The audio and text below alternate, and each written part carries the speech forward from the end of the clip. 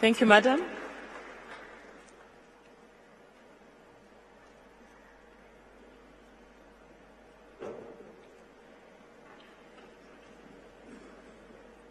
Ladies and gentlemen, thank you again for being with us this afternoon. As we proceed with the next panel is going to be on genocide and collapse of society. It is going to be moderated by Zachary Kaufman. If you could please wake up and join the stage, Zachary. And the panelists, our distinguished panelists, will be Frank Chalk, Victoria Fonton, David Gakunzi, Bishop John Rukyahana, and Andrew Wallis. Welcome. Thank you very much.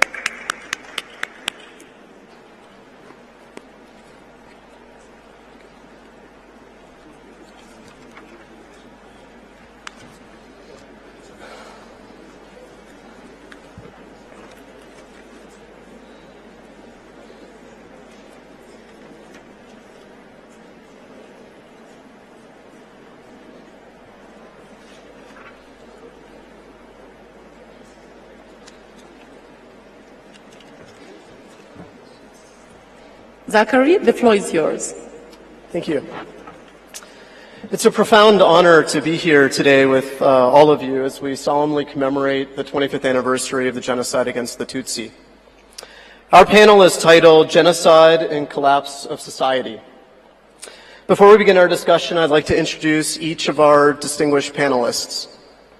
And we only have time for very brief introductions, which won't do their backgrounds justice. For more information, please see their longer biographies in the conference website. So Professor Victoria Fonton, the third to my left, is Professor of Peace and Conflict Studies and the Chair of the Division of Social Sciences and Humanities at the American University of Afghanistan. David Kakunzi, to my left, is a journalist and writer, having written several books and over 150 articles. He's a member of the editorial board of the journal La Règle du Jeu and president of the Paris Global Forum. Bishop John is president of Prison Fellowship Rwanda, second from the end, to my left. Member of the board of trustees of Prison Fellowship International, president of Rwanda Religious Forum, and chairman of the National Unity and Reconciliation Commission.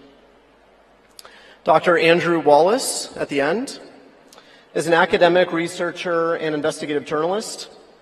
He's the author of Silent Accomplice, The Untold Story of the Role of France in the Rwandan Genocide, and the newly published book, which is available outside, Steeped in Blood, Akazu and the Architects of the Rwandan Genocide against the Tutsi.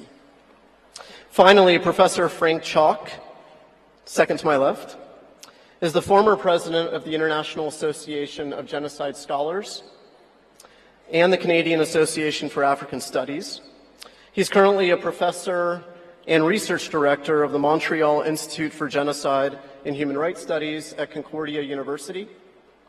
And his books include Mobilizing the Will to Intervene, Leadership to Prevent Mass Atrocities, co-authored with Romeo Dallaire, and The History and Sociology of Genocide. I have the privilege of serving as the moderator.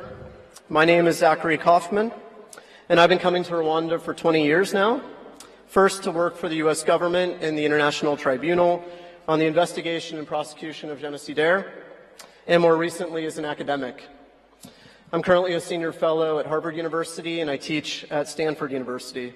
And my books include After Genocide, Transitional Justice, Post-Conflict Reconstruction and Reconciliation in Rwanda and Beyond, and United States Law and Policy on Transitional Justice.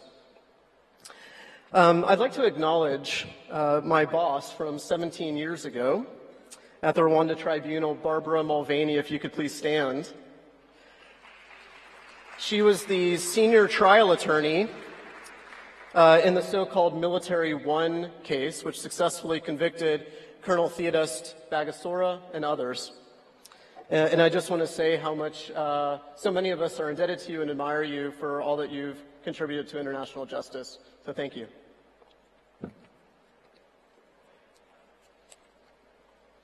So let's start with long-term factors that contributed to the genocide against the Tutsi. And Dr. Wallace, if I could start with you. As we all know, the seeds of genocide were planted years and even decades before 1994. In your new book, which I've just mentioned, focusing on the Akazu and how governments, financial institutions, and churches enabled them, contributes to our understanding of some of these long-term factors. So I wondered if you could please describe for us the political elite in the 1970s and the 1980s and the role they played in polarizing Rwanda's society. Okay, thank you, Zach. One thing I noticed, I think, when I first started research is a crime needs criminals. If you don't know who the criminals are, quite often the crime is pretty easy to deny. And while most people in the West can name plenty of Nazi Holocaust perpetrators, really the names of those who committed the atrocities here are pretty unknown. They've done a good job at hiding what happened. And as 1994 took place, the people who took place in it, the perpetrators, were obviously there not just in 94, they were there in 84, in 74, and indeed 64. So my research has really tried to explore how these people came from the villages they did to the positions they did, to take the actions they did, and indeed where they are today. I'm aware that a lot of people in this room lived through the 60s, 70s and 80s. All I have done is research it, so forgive me if I'm stating the obvious at any point. The regime of Gregoire Kayibanda, when it was overthrown in 1973, was known for its ethnic and regional divisionism. The genocide of the Tutsi, often forgotten between 1959 and 63 and 1972-73, were clearly targeted acts against the minority group. MDR Parmahutu was the sole party in the country. Kayibanda was the absolute head. The 1973 coup of Juvenal Habyarimana was necessary, he said in a communique on the night of the coup. It was necessary to stop the enemies of peace, to stop the sowing of discord and divisionism in the country. He was going to lead a moral revolution. Well, given the events of 2 decades later, a moral revolution is certainly not what happened here. Because when Habyarimana took over, the country continued. It was a one-party authoritarian state. Instead of MDR Parmahutu, you had MRND.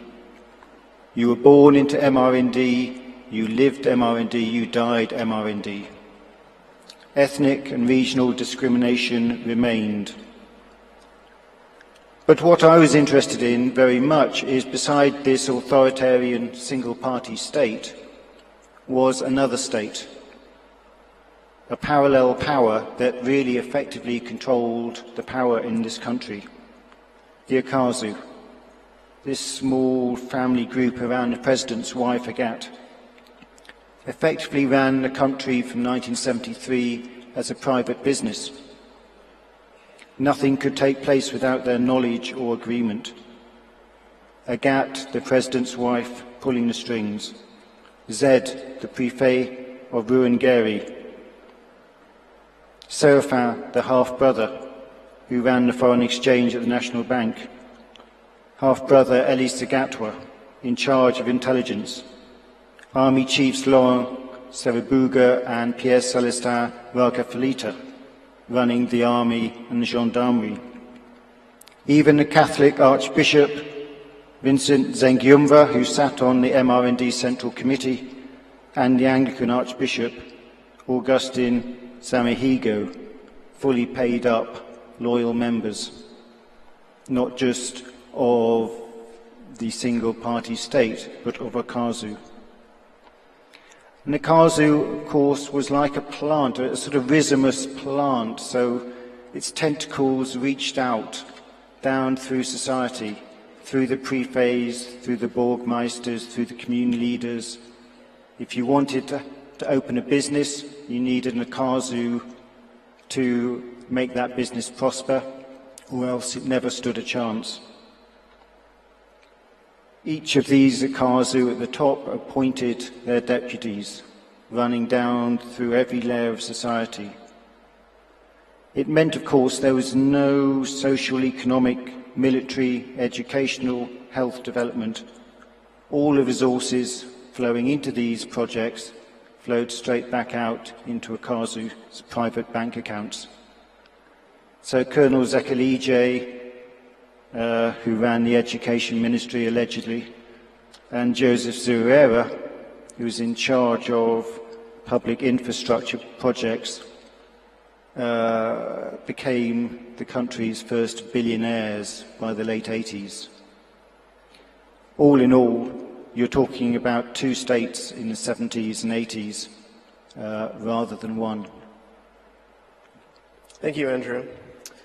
Mr. Kagunzi, I wondered if we could turn to you next. We know, of course, that two of the main contributors to the genocide were widespread hate speech and a genocide ideology, and both of them are based on manipulation of history and ethnicity. I was wondering if you could describe for us what genocide ideology was and how they both contributed, both it and hate speech, to the collapse of Rwanda society. Thanks. Muraho, you will excuse me, I will be speaking in the Kinyarwanda of France, because it's much more easier for me. L'idéologie du génocide. Le génocide commence toujours par les mots. La destruction est d'abord linguistique. L'idéologie du génocide, c'est une vision du monde qui s'attaque à la fois à la tête, qui s'attaque au cœur en mobilisant les tripes. C'est une vision du monde qui s'attaque à la tête, c'est-à-dire à la raison, qui s'attaque au cœur, c'est-à-dire à la sensibilité. Il faut rendre les gens insensibles, endurcis, en mobilisant les tripes, c'est-à-dire en mobilisant les affects. L'idéologie du génocide, c'est une volonté de tracer les frontières entre les gens. Et plus il y a de la ressemblance entre les gens, plus il y a une volonté de tracer une frontière. On l'a vu par exemple avec les Juifs en Europe, plus les Juifs s'intégraient dans la société, plus on essayait de trouver des caractéristiques pour les déclarer étrangers aux sociétés d'accueil. L'idéologie du génocide, c'est la mobilisation de mythes. Ici au Rwanda, ça a été la mobilisation notamment du fameux mythe hamitique, renvoyant les Tutsis notamment en Éthiopie. L'idéologie du génocide, c'est l'essentialisation des différences. C'est des catégories imaginaires qui sont créées, c'est la construction d'une identité figée. Et c'est surtout un langage qui légitime la transgression. On a parlé tout à l'heure de la nécessité de promouvoir la culture. L'idéologie de génocide s'en prend aux valeurs communes et essaie d'instituer des valeurs qui transgressent tous les tabous, notamment le tabou principal universel, celui du meurtre. L'idéologie du génocide, c'est en fait la liquidation sémantique avant la liquidation physique. Et surtout, c'est un conditionnement. Il s'agit de légitimer les crimes qui seront commis, il s'agit de les justifier et il s'agit de préparer les gens à passer à l'action, le passage à l'acte. Et l'idéologie du génocide dure longtemps. Il se propage d'une manière publique, mais aussi, c'est là où c'est difficile de le combattre, il se propage jusqu'à l'intimité des familles et il se transmet par voie non seulement politique, mais aussi parfois familiale. Et l'idéologie du génocide est le prélude au passage de la destruction physique des hommes. On commence par détruire les hommes symboliquement avant de les détruire physiquement. Et cela, on l'a vu, que ce soit dans le génocide des Arméniens, que ce soit dans le cas des génocides, dans le cas de la Shoah, et bien évidemment ici au Rwanda. Mais plus encore, je dirais que l'idéologie du génocide, c'est l'emprise sur les consciences, c'est la construction d'une prison mentale. On enferme les gens dans des prisons mentales, dans des constructions identitaires imaginaires, mais ce qui est assez paradoxal, c'est qu'en principe, quand on est dans une prison, on veut en sortir, mais la prison mentale de l'idéologie du génocide, c'est qu'on veut rester dans la prison. Et parfois, on ferme même les clés à double tour, on veut rester dedans. Donc c'est la construction d'une prison mentale et la construction d'une idéologie qui est au bout meurtrière, parce que au bout du compte, il s'agit d'éliminer. Je dirais pour finir que, pour résumer, l'idéologie du génocide ne s'attaque pas aux problèmes, aux difficultés, mais s'attaque aux hommes, s'attaque à des groupes précis. Il propose comme résolution aux difficultés que se pose à une société la destruction des hommes.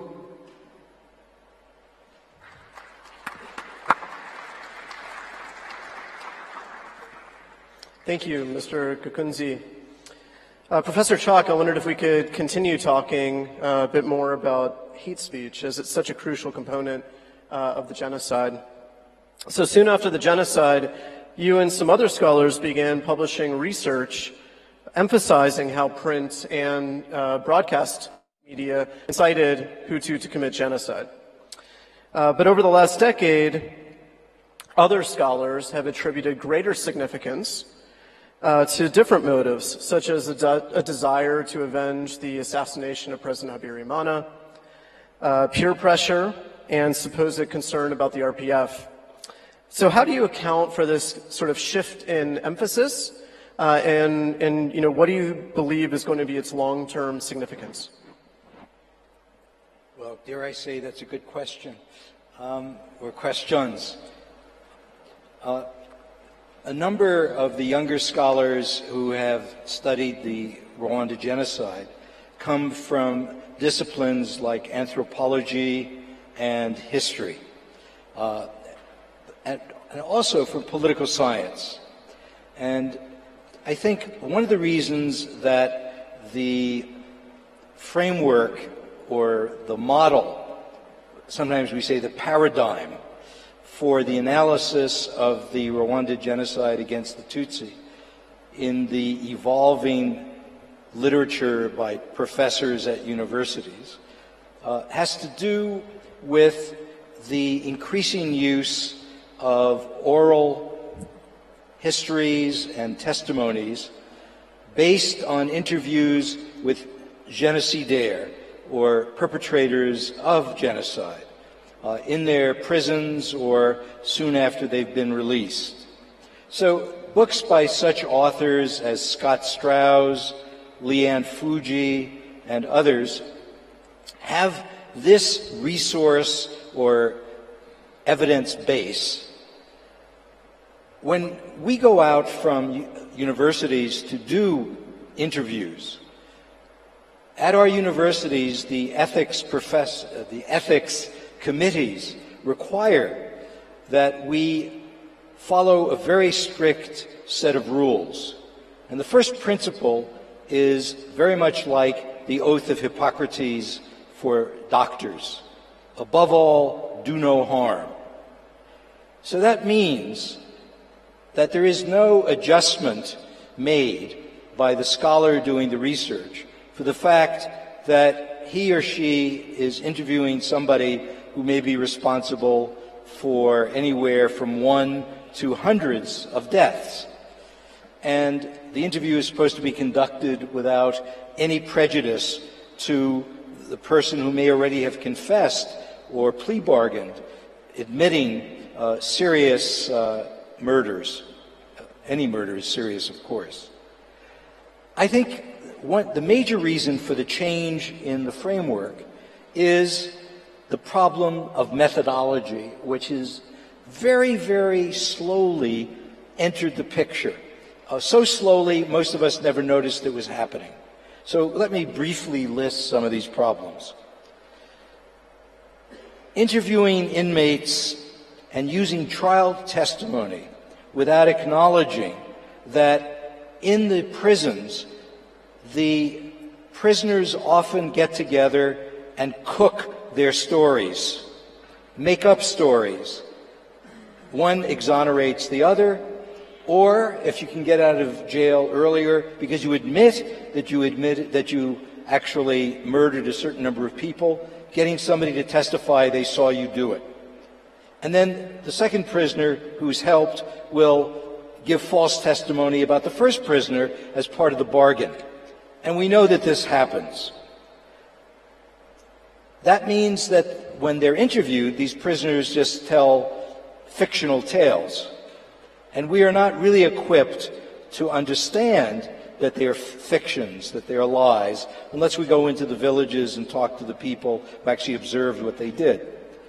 Failure to take into serious account the laws that exist in Rwanda and other countries, as they did in Germany, West Germany, during the period after the Holocaust, which discouraged inmates from admitting that they were racist, that they hated a different ethnic group as they saw it, and had ideological motives for the killings they carried out. And failing to note that plea bargaining prisoners often offered a different narrative of the genocides than those prisoners who refused to plea bargain. They were all facing the same interviewers, but the interviewers often did not recognize the difference in the self-interest of the person they were interviewing. So I think I'll pause here, because we have about 3 minutes each to begin, and I just heard my 3-minute signal, and I'll come back to this later when there's time. Thank you, Frank. Bishop John, if we could turn to you and your expertise next, please. So we know that immediately before and during the genocide, clergy played a role in propagating genocide ideology, and churches then served as genocide sites.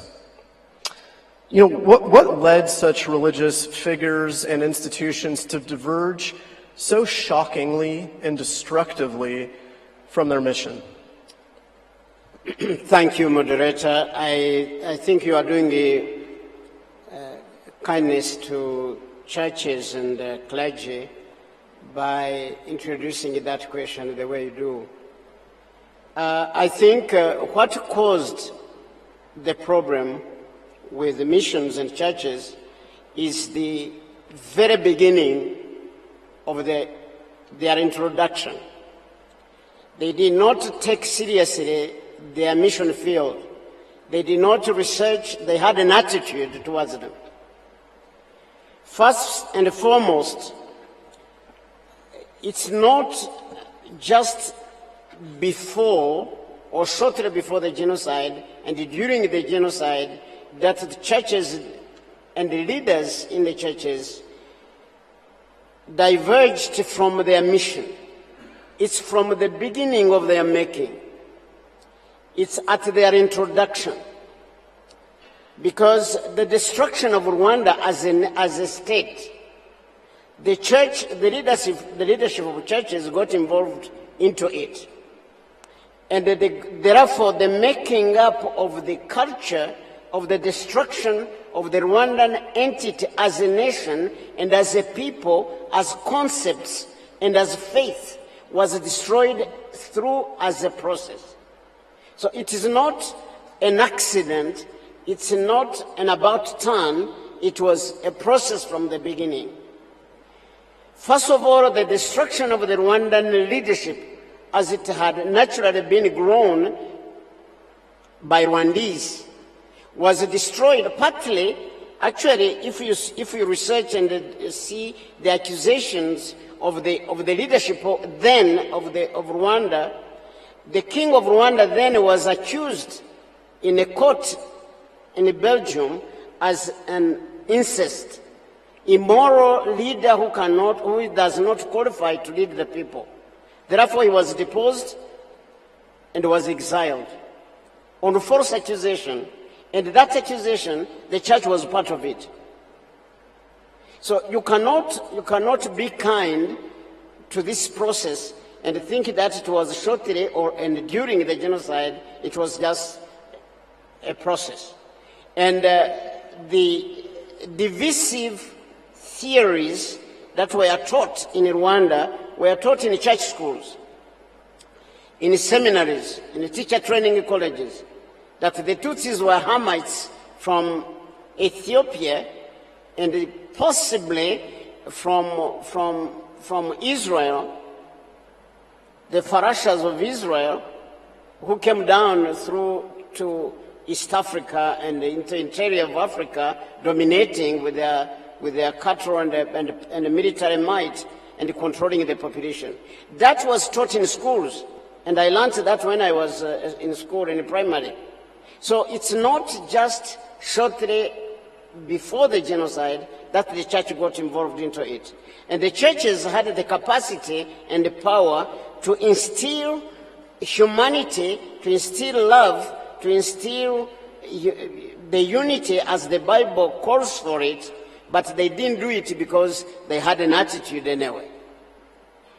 And they were therefore in cooperation with the colonial mission to preach what they thought were preaching without giving the value to their mission field. So it's not all that simplistic that it happened shortly before or during the genocide. It started long before, but it was made so bad by the sense of attitude. They were evangelizing Africans anyway, who were colonies to their homeland. So that kind of attitude, let's say LA issue, having a superficial preaching which is not transformational, is the cause of what happened. So during the genocide, the pastors, the clergy, priests on duty then had been formed so. It is not shocking to me that they were what they were during the genocide, because they had been trained to be so. In 1959, during the exodus of refugees in the country, there was a pastoral letter saying that the Tutsis were communists. Therefore, anybody who hurts them or who deals them accordingly will be serving the church, because communists are enemies of the church. How do you deal with that? How do you reconcile that?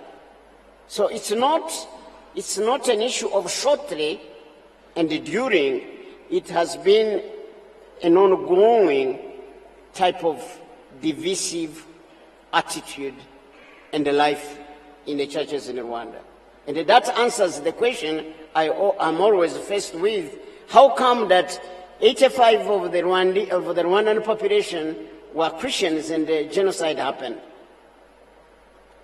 It's because people had been trained, taught in church schools, in churches, regarding the Tutsis as the foreigners, the enemy, the cockroaches, and such kind of things. Because the name of the cockroaches started in 1959 or shortly after 59. So you understand that this divisive attitude in the churches in Rwanda was as old as the division itself got started. And they did not only destroy the Tutsis, they also destroyed the state, the humanity that we want to reconstruct. So if we want really to develop humanity, we need to be fair to what we are remembering. If we preserve the memory, we have to do justice to the memory. We can't make it any less or add on it. It has to be what it is. Thank you. Thank you, Bishop John. Professor Fontaine, one of the clearest lessons from the disintegration of Rwanda's social fabric leading to the genocide is the danger of overemphasizing ethnic labels and prominently displaying them on identity cards. Yet many societies continue to use ethnic labels in their official materials. So what lessons should other societies, such as Afghanistan, where you now live and work, and Myanmar, where there has been a genocide, learn from Rwanda about employing such labels? Thank you, Zach, for the questions, and thank you for the invitation to come here at this really important event.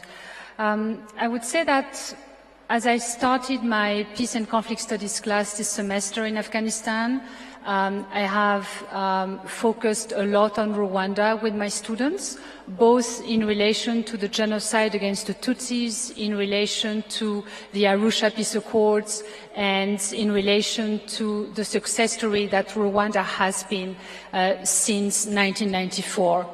And so for 1 month, we studied Rwanda with our students. And then I told them, look, I'm going to be at Kwibuka at 25. What would you like me to talk about? And of course, they spoke about the success story. But then I told them, what about ethnic markers and ethnic labels? Because you might know that Afghanistan has been experiencing a conflict for 40 years, and only 2 years ago, ethnic labels became a law by which they would be written on electronic ID cards, the tazkiras. And so I spoke to my students about that, and I said, isn't that interesting that we have been spending 1 month learning the lessons from Rwanda, but that somehow you all support the use of ethnic labels on tazkiras. And little did I know, I had opened a Pandora's box into my peace studies class, which was unfortunate. And they argued vehemently against one another for 1 hour. And everything that we had learned for a month completely was lost in their minds. And they had really lost the moral compass that we had started to accomplish in this class. And then I went back to some colleagues in Rwanda and I asked them about that. How come somehow we can learn about something, but we don't know how to apply it in our daily lives? Because for my students, those ethnic labels are actually there to protect them, and they vehemently defend the right to have those in their ID cards because they feel this is going to protect them. And so my colleagues here told me that there's a big difference between analyzing a conflict and actually learning peace building through your actions. And so in relation to analysis, of course, academics can analyze to death, but it doesn't actually mean that we learn the skills to actually confront conflict and fight for peace on an everyday level. So in relation to the practice of peace building, as a result of this discussion, we have opened up at the American University a peace building course that is geared towards learning the skills to actually stop reacting from our limbic brain, which is emotionally hijacked when we're in a conflict, as we had in our classroom, and finding space to provide a response from our neocortex. And to me, that was really interesting because throughout my career, again, I've been analyzing and writing about conflict, but somehow when it comes right in front of me in the classroom, I want to flee. And so we've been taking from the examples of mediation being taught in schools in various parts of the world, and particularly in Rwanda through my Rwandan colleagues. And we think that coming back to Afghanistan, and we've discussed that in class, we think that maybe Afghanistan has not experienced conflict at such a deep level that it makes it really easy for those ethnic markers to prevail. And so I'm going to stop it there and wait for the next questions. Thank you, Professor Fonson. Dr. Wallace, let's go back to your historical research in your new book. You know, the aspects of President Habyarimana's life that much of the world focuses on are his role in the Arusha Accords, and of course his assassination, the precipitating factor, the proximate cause of the genocide. But your research helpfully goes back further. And so I was wondering if you could tell us more about his policies in the preceding decade, the 1980s, and how they contributed to increasing tensions in Rwanda's society at that time even. There we go. The 1980s or late 70s, Rwanda on the world stage was very different from the Rwanda we find today. However, in some ways, the Rwanda of the late 70s, early 80s was a country sold as strong and stable nation. It was indeed, for a lot of people, a development success. It was called the Switzerland of Africa. It was run by this very suave, sophisticated, manicured individual, Juvenal Habyarimana, a charismatic, intelligent guy, tall, good-looking. He had everything that really, at first glance, this was the guy. He was seen as the father of the nation, a title he took from his friend over in Zaire, Mobutu.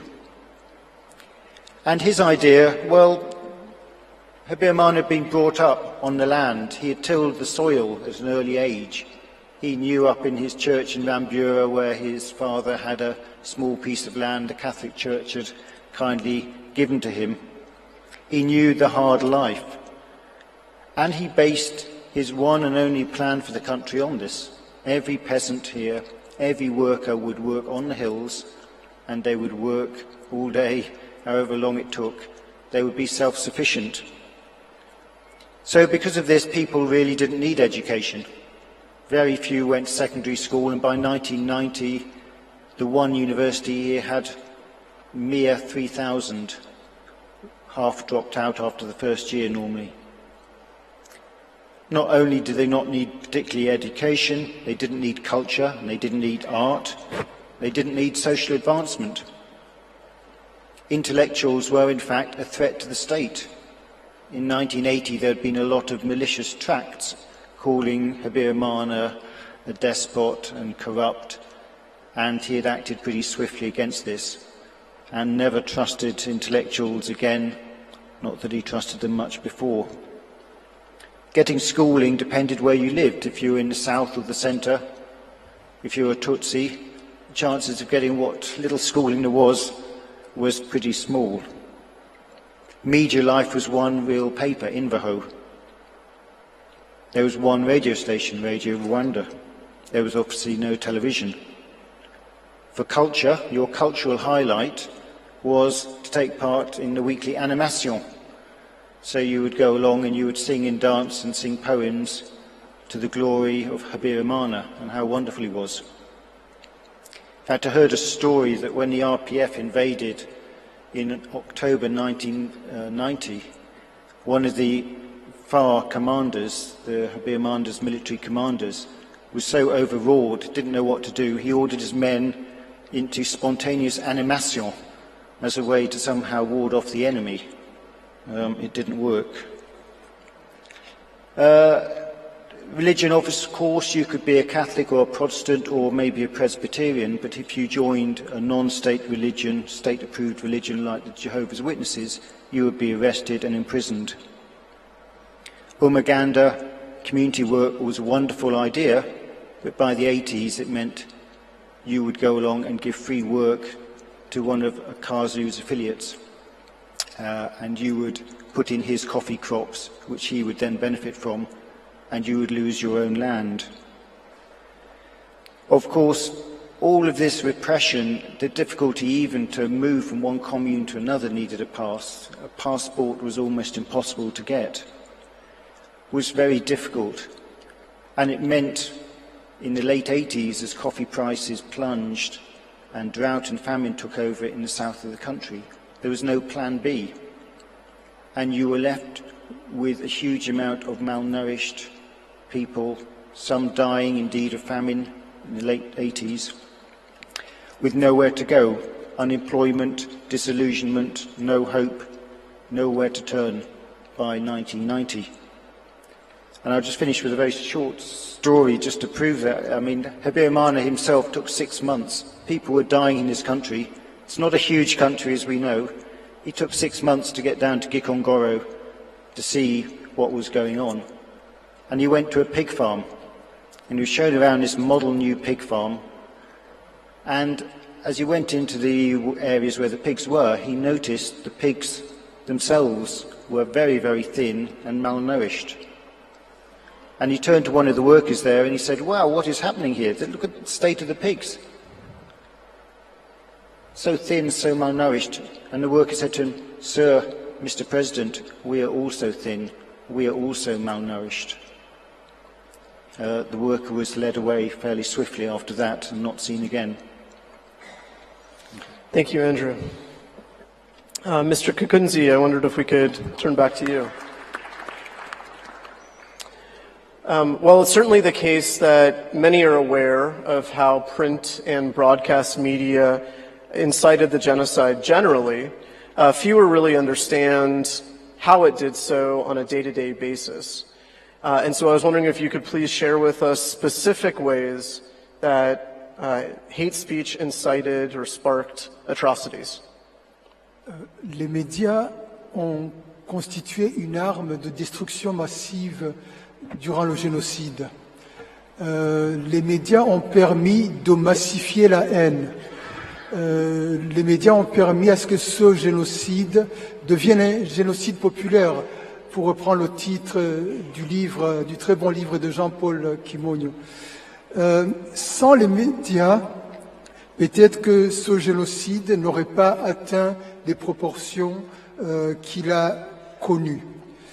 Les médias ont contribué à massifier ce génocide en propageant les mythes racialistes et racistes anti-Tutsi, mais aussi en jouant sur les peurs, en faisant en sorte que la population ait l'impression qu'elle devait prendre les devants, sinon qu'elle risquait elle-même d'être massacrée. Une inversion des responsabilités en faisant croire que le Front populaire, le Front patriotique venait en fait pour rétablir une domination millénaire selon l'anthropologie coloniale. Donc la reprise des mythes hérités de l'anthropologie coloniale, la mobilisation et la manipulation des peurs et l'incitation au passage à l'acte comme moyen d'autodéfense. Les médias ont permis tout cela, soit par journaux, on se souvient du rôle qu'a joué Kangoura, notamment avec ce fameux numéro de novembre 1991 avec la machette sur la couverture, et de l'autre côté, le président Mitterrand. Je ne sais pas où est la liaison. Et ensuite, notamment la radio qui a été beaucoup utilisée, parce qu'on sait tous l'importance qu'avait la radio dans ce pays et partout en Afrique. C'est un média qui était dans tous les foyers, sur toutes les collines, et la radio a été utilisée non seulement pour propager, je dirais, les mots d'ordre, mais aussi pour donner le mode d'emploi de la commission du génocide. On disait même aux gens comment faire, comment tuer. On donnait des noms, la liste des noms des gens à éliminer. Ce qui s'est passé avec les médias dans ce pays nous ramène à cette idée importante, dont peut-être on parlera dans la troisième partie, le langage. Le génocide, c'est toujours la question de l'importance des mots et des conséquences des mots.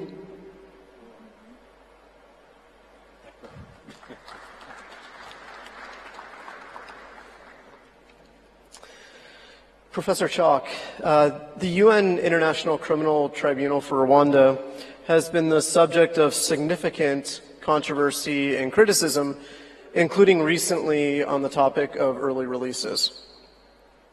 In November 2007, a judge at the tribunal wrote a partly dissenting opinion that argued hate speech on its own was not a proper basis for the criminal conviction of Ferdinand Nahimana for the crime of persecution.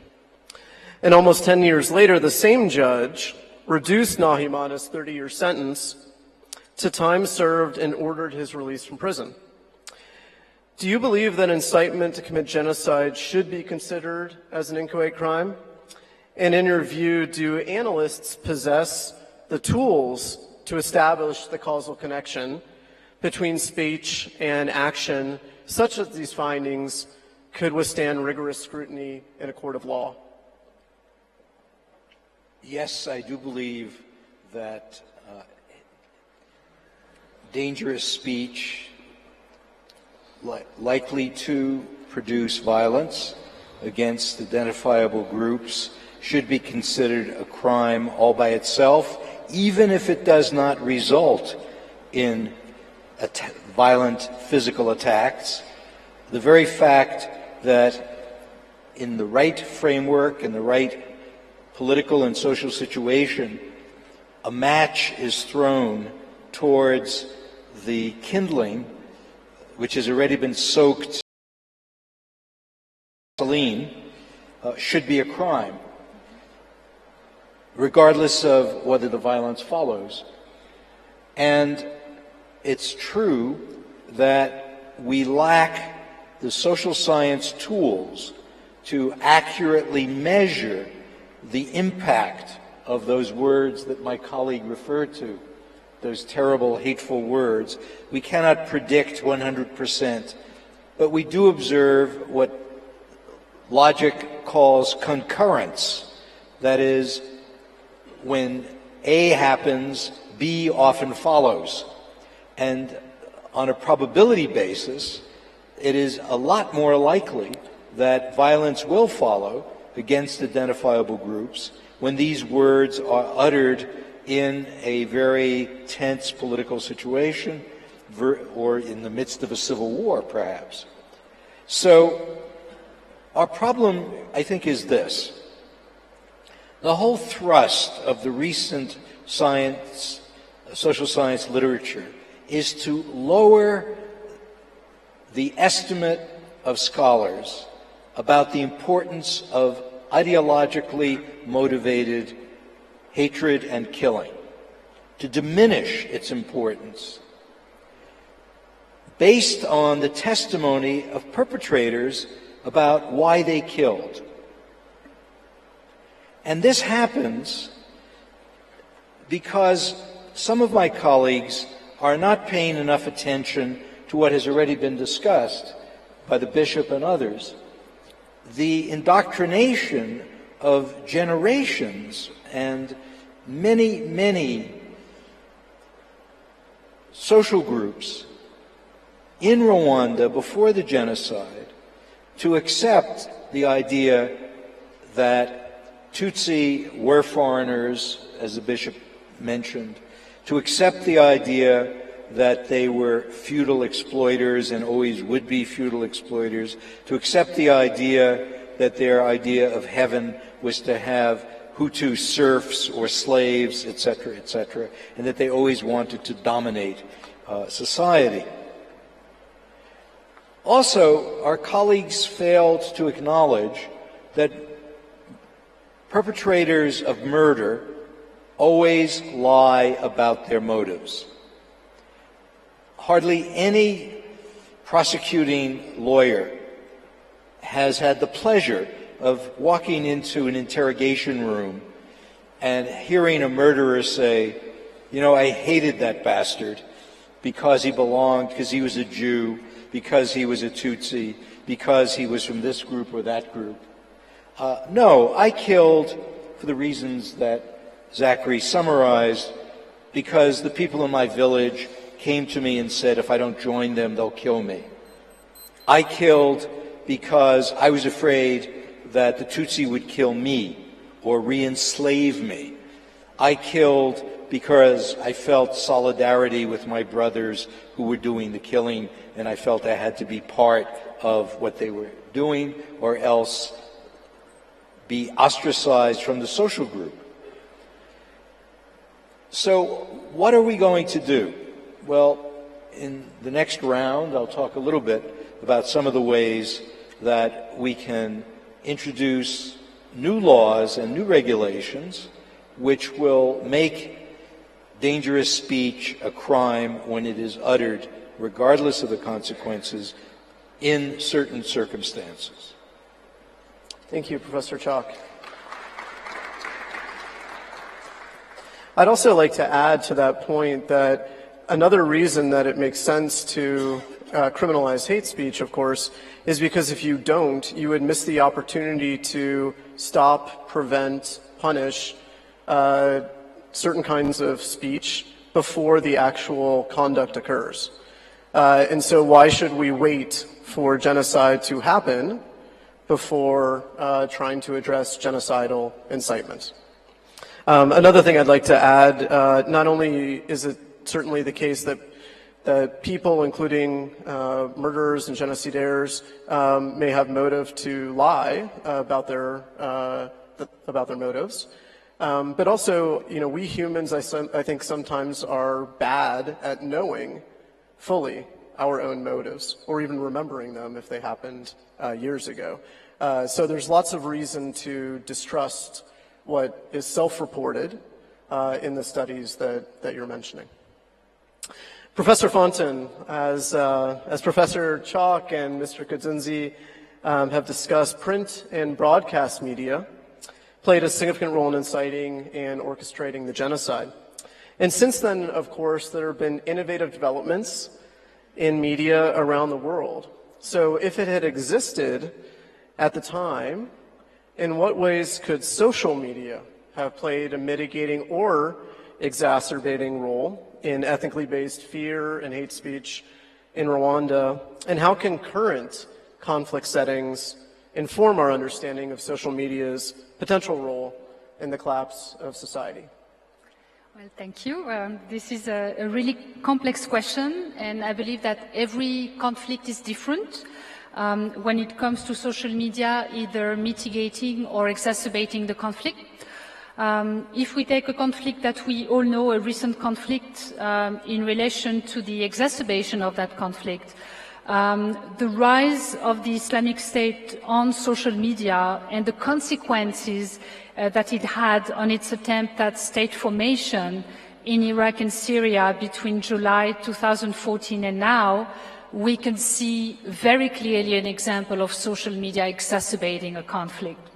In those instances, conflict escalation and structural changes were amplified by social media and the complete absence of efficient content monitoring by major platforms such as Twitter and Facebook. And I think that when we talk about hate speech, it's not just the perpetrator, but it is also the platforms that harbor such perpetrators that should be prosecuted also. So it is only when some government started to legislate on this issue that platforms have initiated a closer monitoring.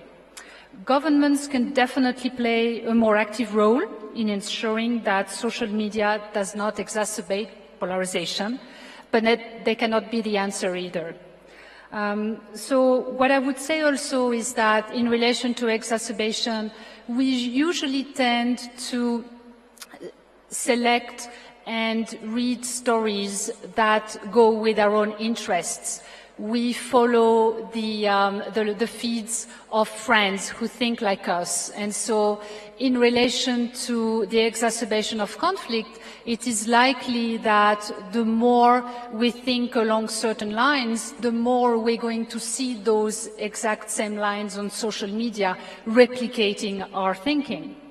Moreover, as Nihan and Reifler show in their classic article called When Correction Fails, political misconceptions tend not to be altered through fact-checking.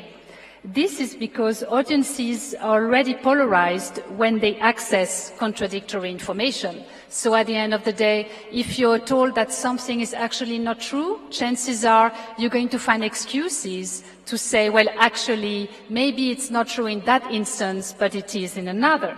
So let me give you an example from Afghanistan.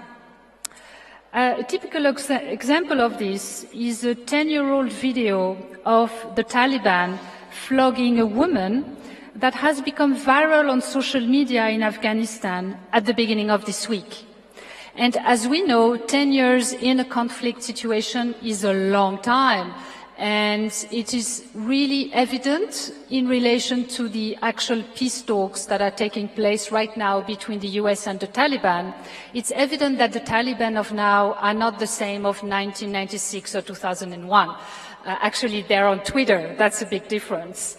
So it was retweeted, this video was retweeted by an established journalist.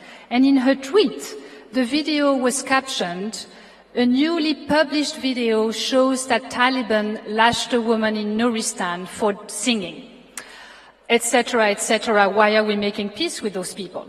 And so when someone responded that this video was 10 years old, she responded, the point is not the age of the video. The point is, even if it's 10-year-old, no Taliban has denounced it ever since, etc., etc. So always looking for excuses.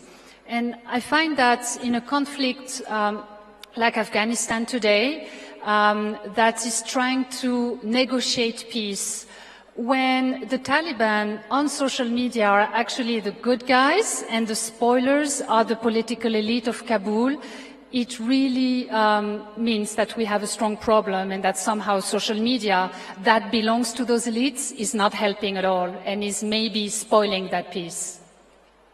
Thank you, Professor Fontaine.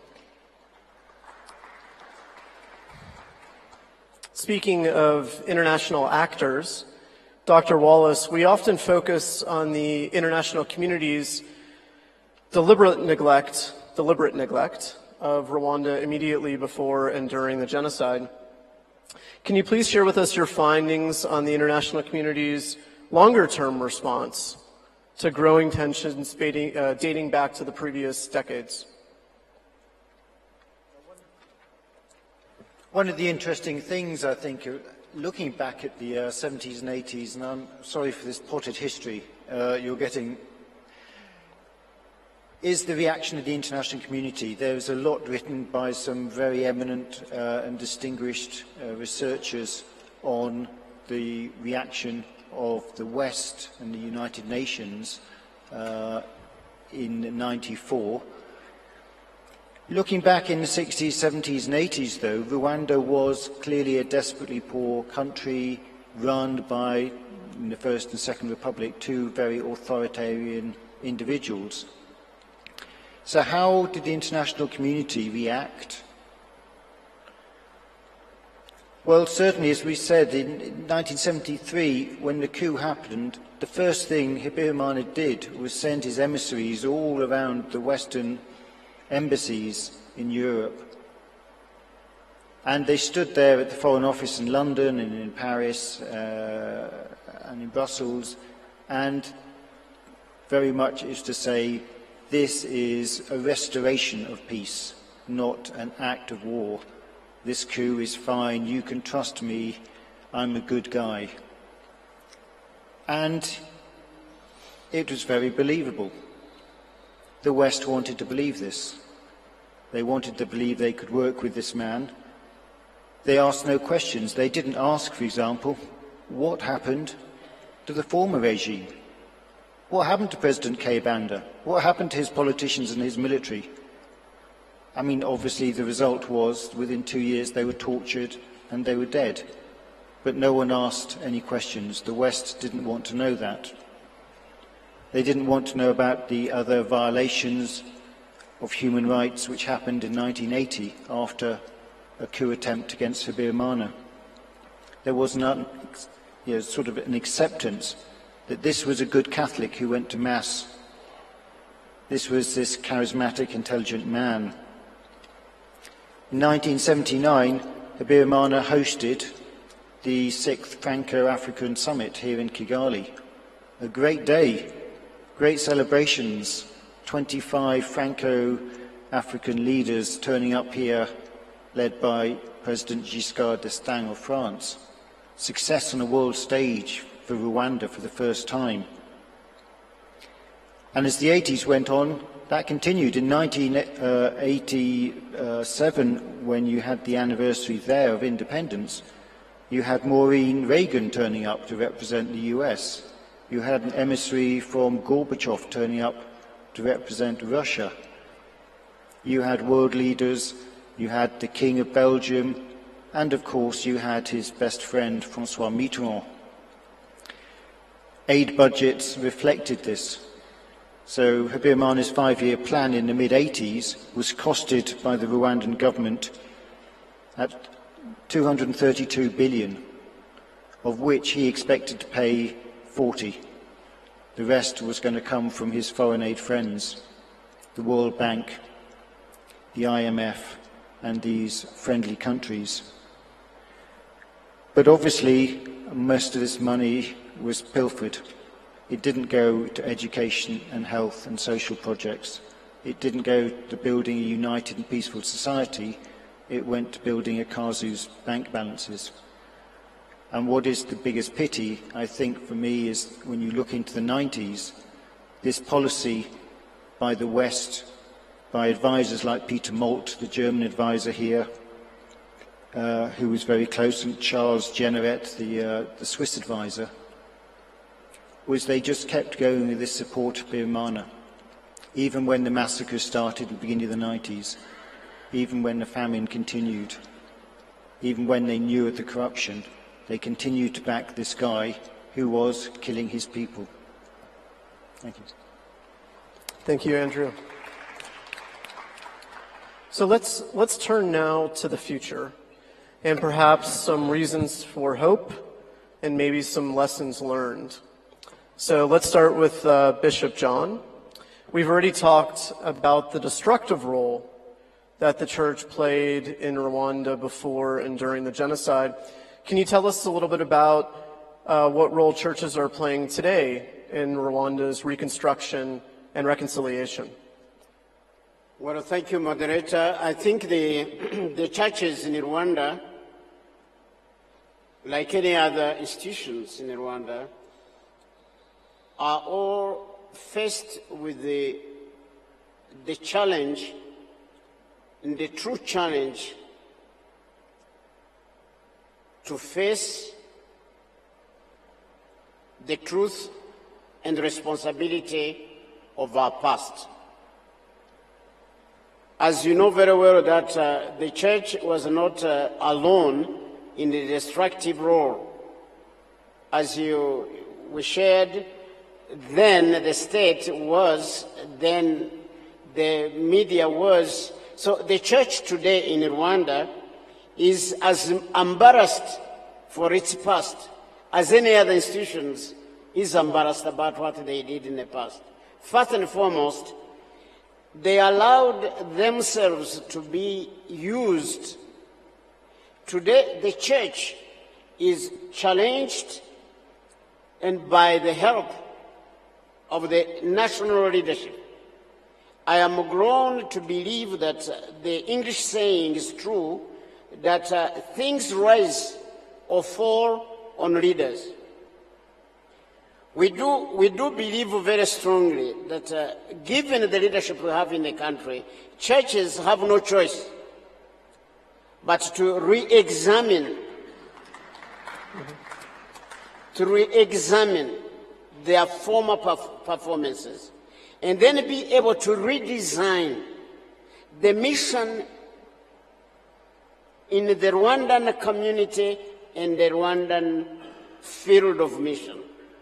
They have to be able to engage proper education for a purpose, to bless the Rwandan people. Yes, the churches had schools, but the schools I mentioned were propagating divisionism, calling some children to stand and be mocked, while others were just seated mocking the others in the classroom of the churches. So the churches have to sit down and review their mission work, like any other institutions in the country. If we are to have an impact, if we have as churches to make sense of our divine calling, we are definitely have to be able to see the participatory involvement of the churches in the national development and national recovery. We need to be able to have the humility, like any other one is, to be able to say, sorry, this went wrong, but this is the strategy to correct it. And we have to be able to do whatever we do in consultation with others, because the churches cannot live in isolation in a nation. We are part and parcel of the Rwandan community. And by the way, religion, Professor Mbiti puts it right in his book. Africans are notoriously religious. Whether Christians or Muslims or non-Muslims, Africans believe in God and they believe, therefore nobody has a monopoly on God. So in one way or another, the churches will have to cooperate, will have to be in consultation with others, will have to be able to have the humility to know they are serving a nation which has a direction, and we have to do things on purpose. Otherwise, the churches will not make it otherwise.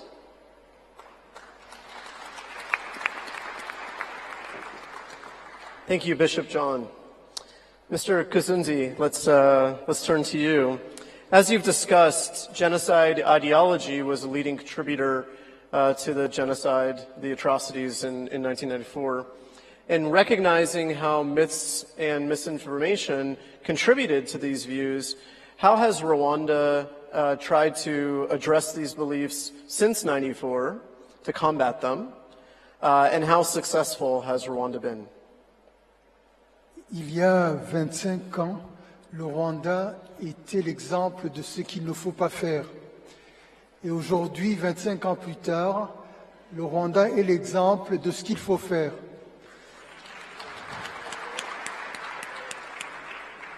Parce que je pense qu'on a parlé depuis ce matin de la qualité du leadership.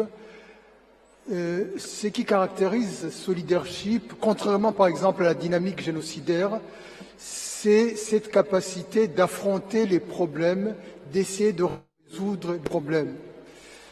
Et je crois qu'il y a eu une double démarche qui a été intéressante au niveau du langage et au niveau de l'identité. Le langage, c'est les lois qui ont été mises notamment contre le négationnisme ou l'idéologie du génocide, parce que oui, il faut dire dans les sociétés qu'il y a des choses qui ne se disent pas publiquement, que les mots de la haine, lorsqu'ils sont prononcés publiquement constitue un délit et non pas une opinion. Ensuite, je pense qu'il y a un travail qui a été fait sur l'identité. Je dirais deux mots qui me semblent importants. Quand on dit Agaciro et Dumunyarwanda, Dumunyarwanda, ça veut dire qu'on pose la question de l'identité, non pas comme une donnée biologique naturelle, mais comme une construction. Il s'agit de déconstruire l'histoire ethnique qui a été racontée par les pouvoirs coloniaux, par l'Église, et de reconstruire une nouvelle identité choisie par les Rwandais eux-mêmes. Il s'agit d'instituer la parole du Rwanda sur le Rwanda. Agaciro, ça veut dire la valeur de soi-même, parce que souvent, la haine de l'autre n'est rien d'autre souvent que l'expression de la haine de soi-même. Donc quand on se redonne de la valeur à soi-même, on ne déteste pas nécessairement l'autre. Et je dirais aussi un dernier mot, c'est le mot qu'on voit partout, twibuke twibohora, kwibohora, se libérer, s'émanciper. Parce que la dynamique génocidaire, c'est une dynamique de servitude, c'est une dynamique de mise en servitude de groupes humains. Et on se libère de cette dynamique génocidaire en essayant de promouvoir justement cette capacité de s'émanciper et de rester rationnel. Et je terminerai en disant que ce qui a été intéressant par rapport vu de l'extérieur, ce qui s'est passé au Rwanda, ça a été cette capacité permanente d'avancer, de se remettre en cause. Je dis souvent que la différence entre le Rwanda et les mouvements de libération ailleurs et le mouvement de libération au Rwanda, c'est que souvent, les mouvements de libération ailleurs, quand les gens sont arrivés au pouvoir, ils ont commencé le repos du guerrier. Alors qu'ici au Rwanda, on a l'impression que les gens se sont dit que c'est maintenant que ça commence.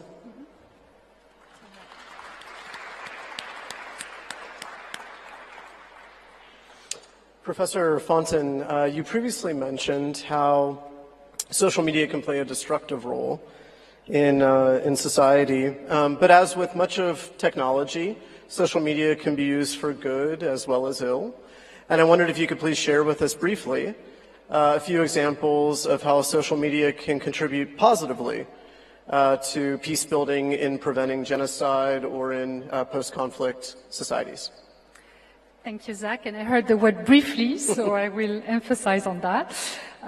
So in addition to what I've said earlier on Afghanistan, some scholars consider that according to indicators available in genocide research, we may be facing a potential pre-genocide situation. And that's coming from scholars, both Afghan and international in Afghanistan. And it's coming from an extreme polarization of society, a contested and spoiled peace accords by extremist elements within the Afghan state. So a really serious situation right now.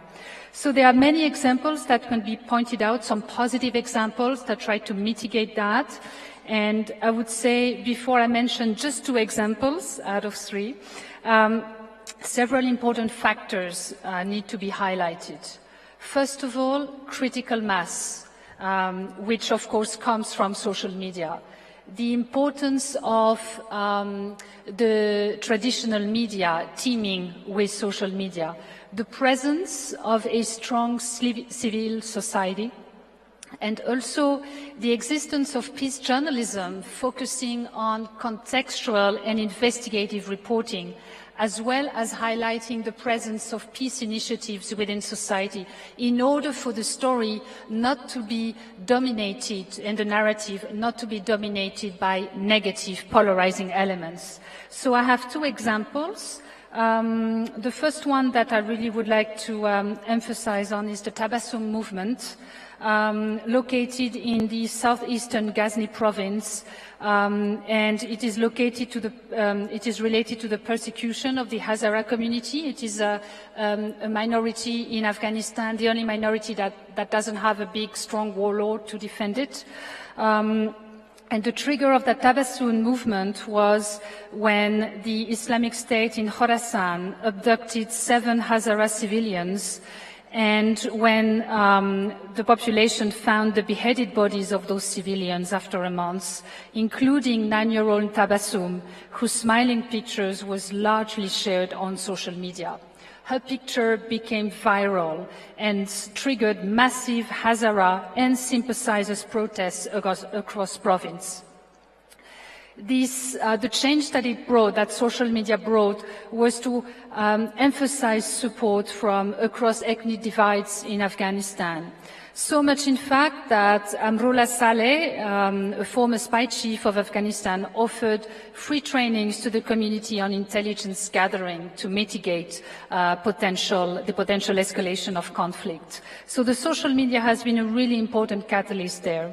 And the last example I'm going to share is my favorite. It's the Art Lords, and it's basically a group of artists painting peace and ethnically inclusive murals all over Kabul blast walls. And if you follow Kabul, there are so many attacks over there that every other office and organization have blast walls protecting them. They've also been highlighting violence and corruption. And so they've had many social campaigns that went viral on social media. They are visually showing peace in Afghanistan and the peace that civil society and normal people want to see, and they're extremely successful, and I encourage you to check them out on social media, on Twitter. Thank you. Thank you, Professor Fontaine. I'm going to ask one more question to our distinguished panelists, and then because we're running out of time, I'll open up to you for commentary and questions. So, Professor Chalk, you get the final question.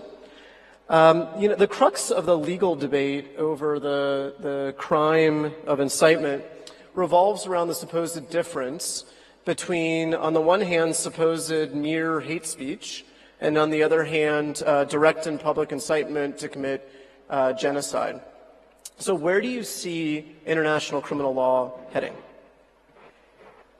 Well, I think one of the ways to solve our problem here, first of all, recognizing dangerous speech as an inchoate crime is a great beginning. But let's ask ourselves a question, and for these 3 minutes, do a little thought experiment together. So, who are the real experts on the impact of dangerous speech that incites genocide and mass atrocities? Anybody suggest who would be the world's leading experts on that subject? You have 5 seconds. Who would you suggest? Whom? Okay, I may be hearing what I want to hear, because there's no mic there, obviously. We didn't plan it like that, I'm sorry. But Dr. Chalk, I said the victims. Is that the wrong answer? How about the perpetrators? That's the perpetrators are the victims suffer the impact, but they're not able to give us very much testimony. In a way, it's too late when they become victims. And what Zachary said earlier is absolutely right. We want to intervene before these things happen. But think about how much money and how much energy the Nazis invested in propaganda. Creating under Joseph Goebbels, one of Hitler's most important lieutenants, the propaganda ministry in the Nazi government as one of the first acts in 1933. Ordering the radio manufacturers to produce the first inexpensive radio receiver, the Volksempfänger, so that ordinary Germans would have radios in their homes and apartments, etc. And then investing a huge amount of money in the Nazi Party newspaper, letting Der Stürmer go forward, etc., and encouraging its distribution for many years. Here in Rwanda, establishing radio station RTLM, separate from Radio Rwanda, when the Arusha Accords prohibited insightful speech on Radio Rwanda so that insightful speech could continue under private auspices. That meant going to Europe, buying the equipment, finding good broadcasters, putting Valerie Bemeriki and others on the air. It took a lot of money, it took a lot of energy, a lot of time, and we know that the planners of the genocide frequently visited RTLM and came on weekends to give them drinks and food and to party with them and make them feel good about themselves. When we see that, this is a major early warning indicator. And if there was no impact, or if the impact was minimal, they would not do that. They're not idiots. They're not fools. They understand what works and doesn't work. And that's despite the fact that in Nazi Germany, the Gestapo reports told Hitler, actually, your anti-Jewish propaganda is not having much impact. But he knew better. He understood better. And when the Holocaust began, it showed in the behavior of the younger troops and SS members, the Wehrmacht who participated, the young Wehrmacht who participated in those killings enthusiastically and promoted more killings, as was revealed later. So I think the key here is to have genocide and hate speech broken down into the small parts that Gregory Gordon recommends in his new book on atrocity propaganda, which I can't talk about in detail now, but which we can go over if you have questions later. Thank you. Thank you, Professor Chalk. So we have time just for a few questions or comments. So if I see your hands, I'll certainly call on you. Yes, sir.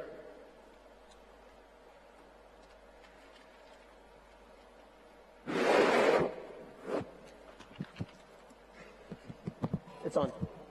Thank you very much. Je m'appelle Dr Abdallah, je suis médecin. Je suis très content de voir des chercheurs académiciens qui parlent de la vérité à propos de ce qui s'est passé au Rwanda. Mais il y a quand même d'autres chercheurs dans des pays comme le Canada, les États-Unis, la Belgique, la France, qui continuent à écrire des mots et qui continue à propager le négationnisme du génocide contre les Tutsis. Il y a même des médias comme la BBC, le VOA, l'AFP, qui continuent à donner quand même la parole à ces gens. Les gens que je dis comme Philippe Langens, Judy Rever, Peter Verlinden, tous ces gens continuent à nier le génocide contre les Tutsis. Ils écrivent même des livres. Qu'est-ce que vous en dites? Qu'est-ce que vous pensez faire dans vos institutions académiques pour essayer de contrer leur version à propos de ce qui s'est passé au Rwanda? Je pense que c'est une question qui va pour tout le monde et principalement au chercheur qui a écrit sur la Kazoo. Qu'est-ce que vous avez vu de ce que Philip Langens a fait avec la Kazoo et les autres chercheurs, les autres scientifiques, académiciens occidentaux? Merci beaucoup. Thank you. Andrew, do you want to respond?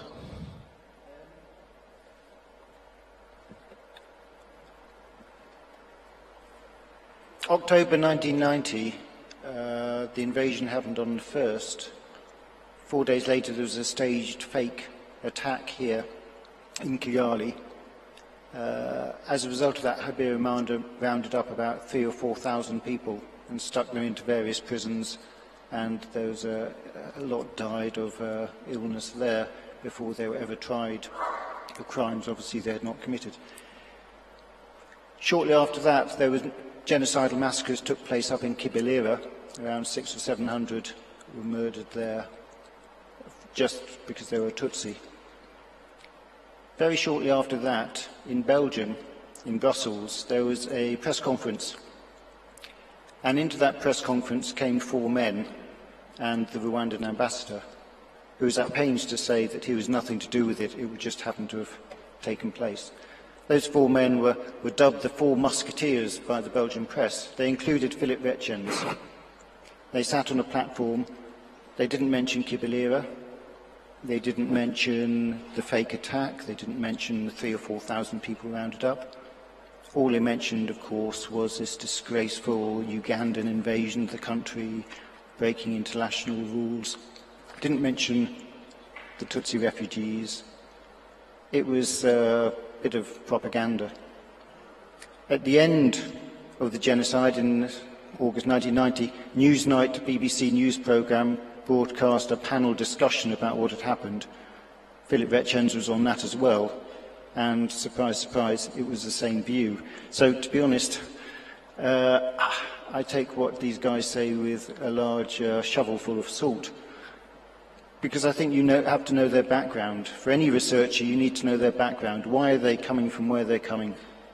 So for my students who quote Retjens at me, I say, well, what was Retjens doing in 1979 when he was helping to write the constitution for Habyarimana? You know, where were these guys? What is their background, the psychology of them? Because I think that will tell you what their view is, and it will also tell you how much credit you can give to that opinion. Thank you, Andrew. I'd like to mention something too in response to this question. While it's certainly an insult to the memory of the victims and also the survivors, while such denialism and negationism and obfuscation continues, I'm heartened by the fact that the field of genocide studies seems to be growing significantly. And I see more and more young people today interested in Rwanda and coming here and learning and writing and speaking. And so just as there is certainly a current of some individuals continuing the sort of pseudo-scholarship that you've mentioned, I take great solace and encouragement in the expanding field of others who are doing excellent and accurate research. So thank you. Could I add something? Yes, please. Just, to answer, my answer to the doctor's question is when they write those books that you view, that you understand and you see as denying the genocide suffered by the Tutsi, our job is to answer those books and to counter and rebut the arguments and the evidence in those books, because 9 times out of 10 they are false. And recognize also that these are complicated issues. I want to ask, if I can, Zachary, Andrew, in your new book, you tell us about Philip Retjens coming to visit Habyarimana, I think it's in '93 still, and asking him to stop the violence against Tutsi. So how do you put that together with what he did not do in 1990? I wondered when I read that in your book, how you saw that fitting into his biography, because I was very surprised. Yeah, he's an interest. I mean, the psychology of these, we would call them revisionists or deniers. You know, he was called in Paris at the trial of Pascal Simbakamwa. Alain can give the absolute lowdown on this. But he was called, as far as I was aware, by the defense Simbakamwa. He ended up really being a prosecution witness because he said, well, it's clear that this genocide took place. I saw the killing. I know what happened. I warned about it. But despite all of this, in his mindset, he has just one thing. He has this sort of strange hatred of the RPF whereby nothing good can come. And that is the overarching. And it just, I think, for a lot of these guys, it's sort of common sense and knowledge and truth go out. And this sort of almost unexplainable hatred comes in. And we talked a little bit about this sort of reverse Stockholm syndrome. With these, if you go to ICTR, you find these defense lawyers. They're young guys, they're in their early 20s, they go to the court, it's the first pretty exciting thing, they're going to meet a possible war criminal, they're going to defend him. They go in knowing nothing. Within 6 months, these guys are the most vitriolic deniers you will ever meet. They've gone from knowing nothing to actually, you know, they out-deny Bagasora, which is saying something. So sort of reverse Stockholm. I mean, how can this happen? But denial and revisionism, it's like a disease. It gets into you, and it takes over your common sense and your intelligence and your mind and your feelings, and then it sort of comes out of every pore, really. But it's very sad because you meet these guys and actually they're pleasant, intelligent individuals, but you just can't see for the life of you how they've managed this sort of disease to take over them. Why don't we take 3 final questions or comments, and then we'll each respond very briefly, and then unfortunately we'll be finished for the panel. Yes. So much. My name is Jean Dodier. I am a student at the International School of Hotel and Tourism Management, Vatel, Kigali campus. And my question is for perhaps Professor Miss Victoria, who earlier talked about social media. I am also asking about the influence of social media in spreading genocide ideology. Basing on the fact that we are currently experiencing like a big shift of people being able to spread genocide ideology through different kinds of social media walls, just anyhow. And the most challenging part of this is that most of these people are actually not even in Rwanda. They reside outside, but, you know, they will sleep and dream, you know, in the morning, and they post something about Rwanda and genocide ideology, and eventually it is killing or destroying us, just as Rwandans. And I was kind of wondering about, like, what could be your advice that is actually, that could be, again, a long-term solution to curb this habit of people just spreading genocide ideology on social media walls just anyhow, especially to those who are not residing in Rwanda. Thank you. Thank you. 2 more quick questions or comments? Yes, sir. Thank you. First, I want to say that I have been assistant lecturer at the University of Rwanda, at the Faculty of Arts, when Legends was assistant lecturer at the Law Faculty. And I was refused the access to the archives of the presidency of Rwanda when Regents had a free access of it. That is only one example of the treatment of Regents. It is his case, but it is only one example. So I want to thank you for your presentation. It was really very accurate, as I know the situation of my country from 1959. You have made a very good presentation of the situations, the different situation of this country. My problem is you have the facts. When Andrew Wallace is describing the system, the political system of that time, I see every details of the reality of that time. It is the same for Bishop Uchahana when he described the church's way of doing. It is the same. Gakunzi, when he described the ideology and the way of the media, I see the reality of that time. But my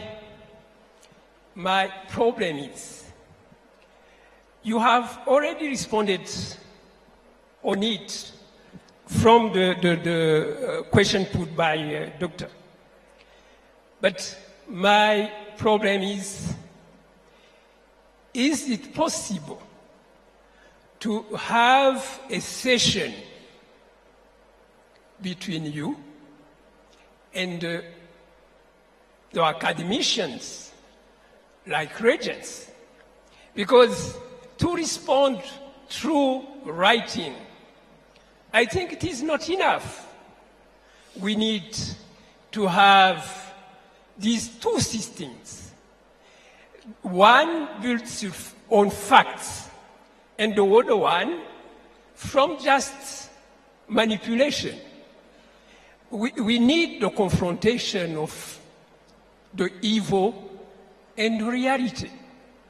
Is it possible to have such conference grouping the two sides on the history and the politics in Rwanda? I thank you. Thank you. One final comment or question? I see someone in the back. Merci. Je m'appelle Yom Gabeshit. Je suis étudiant en IPRC Houye. Vous connaissez que le génocide contre les Tutsis en 1994? Et aussi, vous connaissez qu'il y a des personnes qui ont préparé le génocide avec les peuples blancs. Aussi, nous avons quelques négationnistes rwandaises qui ont l'idéologie du génocide jusqu'à maintenant.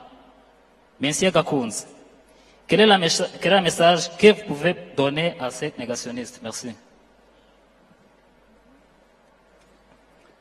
Thank you. Why don't we start with Mr. Kakunzi? And then we'll just go down the row. Concernant la confrontation avec les négationnistes, Elie Wiesel disait que lui, il refusait de discuter avec les négationnistes. Parce qu'il disait, je ne peux pas discuter avec quelqu'un qui va me dire que midi, c'est minuit.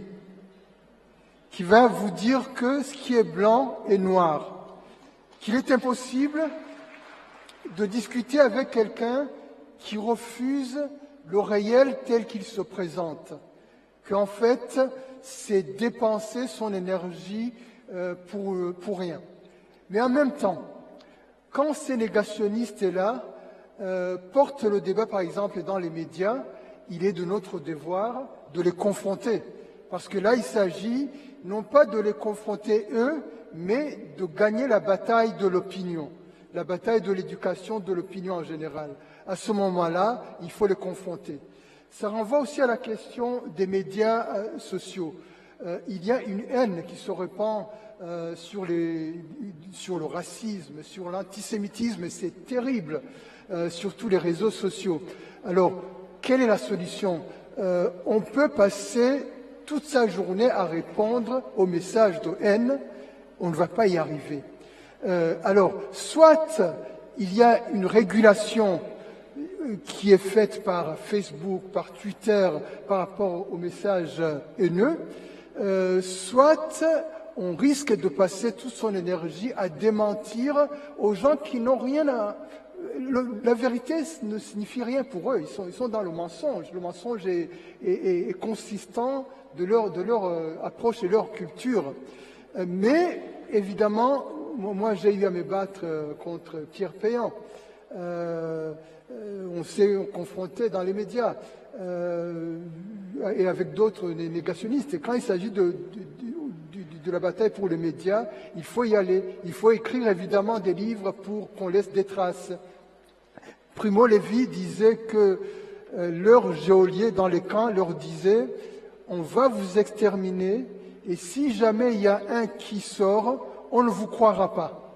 Parce que ça sera tellement énorme que personne ne vous croira. » Alors, le drame des survivants, c'est qu'on a été victime et on doit prouver qu'on ne ment pas. C'est quelque chose de tragique. Mais en même temps, il ne faut pas accepter de rentrer dans ce jeu-là parce que ça devient un jeu pervers où le bourreau s'amuse avec ça, en fait. Il est heureux de continuer à torturer les gens en leur disant « ce que vous dites, c'est du mensonge ». Alors, la question fondamentale, c'est la bataille de l'opinion et effectivement l'écriture de l'histoire. Par rapport aux négationnistes d'ici qui continuent, vous savez, le combat contre le négationnisme est un combat, je dirais, presque éternel. Regardez la Shoah. Aujourd'hui, en Europe, le négationnisme se répand à une vitesse terrible. Il n'y aurait pas d'état de droit aujourd'hui en Europe, dans certains pays, on assisterait déjà à des pogroms contre les Juifs. Quand on voit le contexte et le climat politique qu'il y a dans des pays, même dits démocratiques comme en France. Je ne sais pas ce qui se passerait aujourd'hui s'il n'y avait pas un État républicain. On en serait déjà au stade des pogroms, comme dans les années 30, etc. Donc le combat contre le négationnisme est un combat permanent. Pas seulement parce qu'il s'agit de préserver la mémoire des victimes, la mémoire des génocidés, mais aussi parce qu'il s'agit de prévenir la récidive. Parce que veulent les négationnistes? Ils veulent une récidive. Le négationnisme n'est pas seulement un mécanisme d'autodéfense juridique des bourreaux ou d'autodéfense morale de leurs professeurs, mais il s'agit aussi d'un appel à la récidive.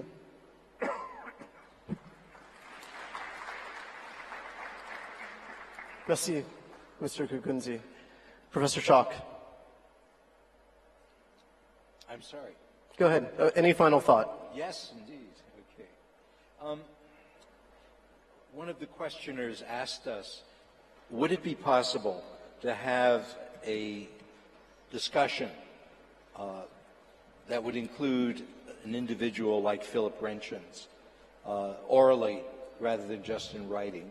And in fact, together with Linda Melvern, who's sitting over here, we had such a discussion in Ottawa at Carleton University about 18 months ago or more. And it was a very interesting discussion. Renchins, by the way, said very clearly, of course there was a genocide against the Tutsi, and I would never deny that. And of course the BBC special on the genocide against the Tutsi was a travesty in those areas where two American academics came in with false figures, etc., and he denounced that. But he also wanted attention paid to the other people who were killed in the period between 1990 and 1996. The book that is resulting from the conference includes Linda Melvern's piece, right, Linda? And also his piece. It's edited by Alan Thompson, and it's published in Canada for the world by the Center for Innovation and Governance, or CIGI. And my understanding is that Professor Thompson, the editor, wanted to launch the book here, and that he was told that because Renchins was a contributor to the book, that was not possible. I don't know, Alan Thompson, are you here? No. Well, I think that's for people here in Rwanda to consider. I think that you have to think about whether hosting a debate here by people I would say not like Philip Renchins, but by Philip Renchins himself, because he is a very complex individual, as Andrew and I were revealing, is something that you might consider, but it's up to you. It's up to you. And of course, you have experts here who are perfectly qualified to debate with him and where he is wrong, expose those errors, etc. That's all I have to say. Thank you. I think Linda has. Linda, you had a response that you wanted to make?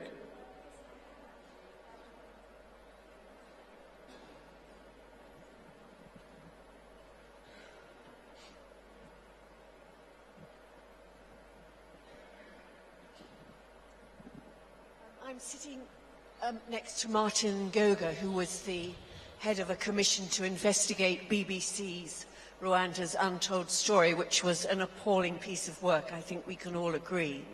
And he invited Philip Renchins to come to the commission.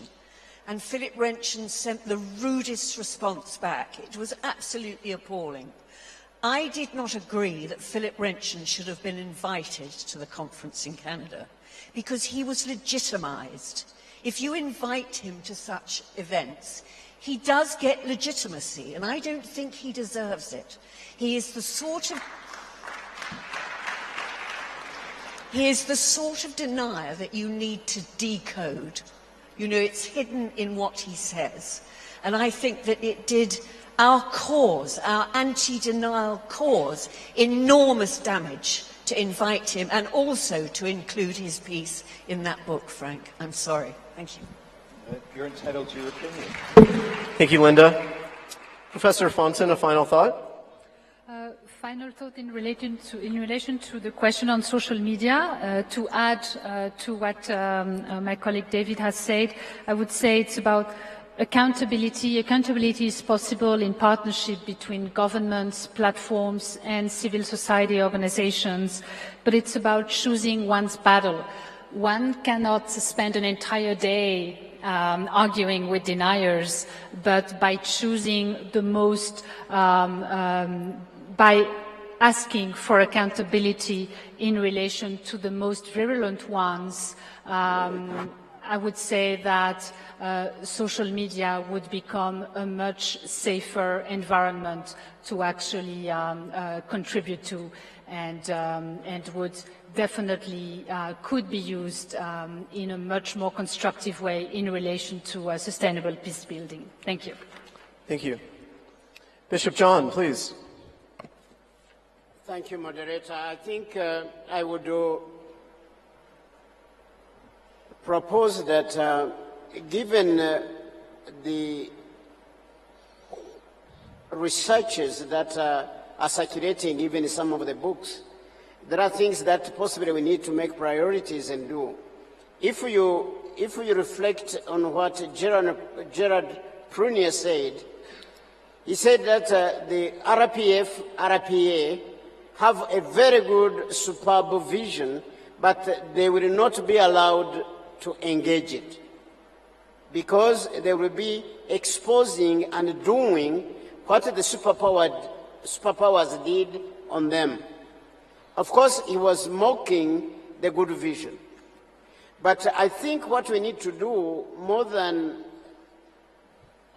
taking time to engage those who deny the realities of our history, we need to strategize to increase our own partnership and performance in recovering, healing the wounds of our history, developing our nation, strategizing for our destiny, and then be able to involve those who are friends of Rwanda, those who are researching the positive and the exposing the truth of our history, like we have on the panel, so that we engage the denials that are circulating on the social media and in wrong books, so that we engage them in writing as Gakunzi proposed, so that we engage as we move forward and we engage positively. That's what, instead of engaging them, we will engage the transformation, engage the improvement of the nation from within, and also concentrating on our youth, both inside the country and outside the country. Thank you, Bishop John. And last but certainly not least, Dr. Andrew Wallace. Well, I'm a historian, and basically, to me, the past instructs the future and the present.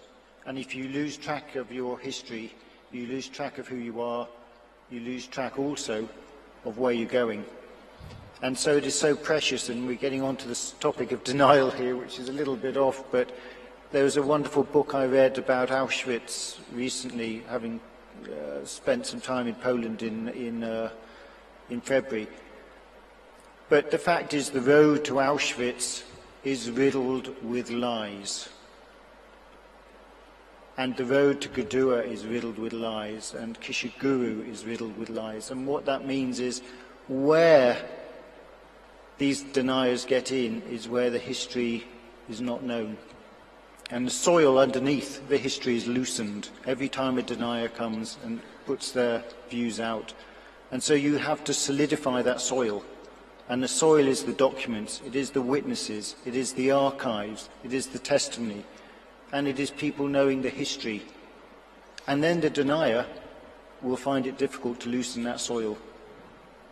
But that is what we all need to do, I think, to keep reminding ourselves of that lesson. Because otherwise, very, very slowly, insidiously, we begin to find that soil is loosened, and the road to Gudua is slowly much more difficult to actually take people with us there. Thank you. Thank you, Dr. Wallace. I wish we had more time to discuss these crucial issues. For more information, I recommend our distinguished panelists' publications. Marcosi, to all of you for hosting us today and for your own contributions, and please join me in thanking our distinguished panelists. I also want to thank our chair, who I think did an outstanding job so we could cover the maximum number of important issues here, and the audience. Thank you.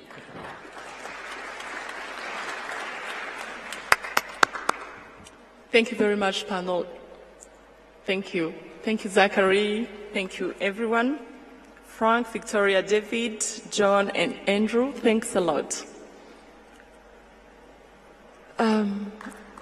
Thank you. So we believe that you had a good day and enjoyed the lively discussions that were facilitated by our tremendous panelists.